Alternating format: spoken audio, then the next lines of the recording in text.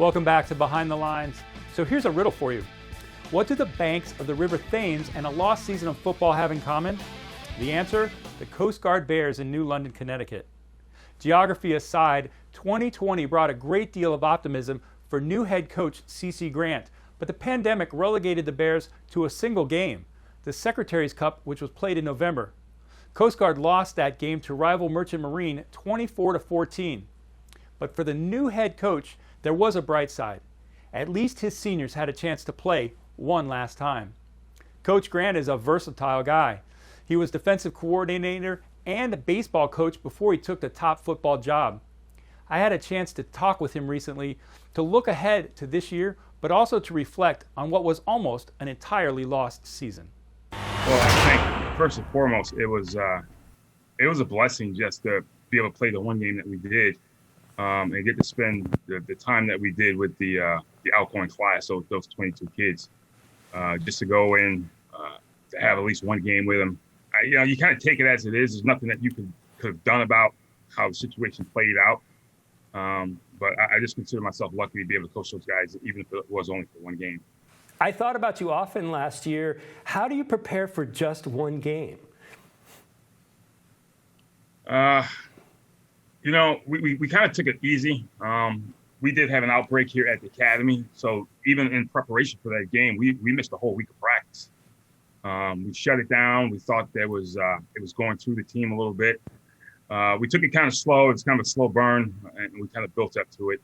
I think the kids, I thought from a coaching standpoint, my coaches did a very good job because we put ourselves in position to win that game. And, in the end, Kings Point just outplayed us. But from a physical standpoint, from a mental standpoint, I thought we did a great job of prep, and our kids were ready to play that day. Well, let's talk about players. Understand it's a young team. Understand there might be a lot of question marks. Are there anybody on your roster that we should be watching or anybody you're particularly excited about this year? Any starters coming back? I would say first and foremost, if you watch that Kings Point game, one of the best players on the field that day was Jared Coletti. And he was a starting running back that day. I look for high things from him. We're going to have a new starting quarterback, a kid by the name of Tafari Wall, is going to get a chance to play. The offense may look a little bit different, especially since you got a 6'3", 6'4" quarterback who can run a little bit. Also, Devonso Jamie was one of our top returning receivers. So we got some weapons on offense. It's just a matter of being able to chance to try to get them the ball. Defensively, Mike Palermo is going to be a starter for us. At corner, we got a kid, Adam Jabril Barnes, who we've been looking for. We thought last year would be the year that he'd have a breakout. He's a kid I recruited out of Texas, and he was, as a senior, I want to say he won 55 hurdles in the state of Texas in the TAPS division, so he can run a little bit.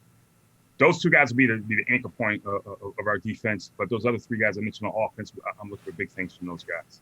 Let's talk about the schedule. Your season opener is September 4th against New England Nor'easters. Anything particular about your schedule or any games that you really stand out to you? Just probably the opening game, because it'll be the first game we've really played almost 2 years to get us going. But then obviously there's certain games on the schedule that have special meaning. The Norwich game, the Kings Point game. Those games are always good. They're doing something here a little bit different this year because we missed homecoming last year. We're actually going to have 2 homecomings this year. So it'll be exciting for the players because they're definitely have people in the stands in those games. But normally first game of the year, and then obviously Norwich and Kings Point are the ones that you could probably sit down and say, all right, those games have a special meaning because of different implications that are involved in them. And I would expect us, as the season goes on, if we stay healthy, that we would probably be a totally different team by games 6, 7, 8, 9, just based on our youth. And we found guys who maybe if we have to move a guy here or there who can, who's come along, that we would get better as the season go on. So that to me is a big thing, is just keep improving. We'll have a start point on September 4th, and as long as we improve from that point on, we'll be fine. Coach Grant, I think you've paid your dues, and now it's time to play some football. And for all you Coast Guard Bears fans out there, Expect a Coast Guard Bears report in every Behind the Lines episode this season.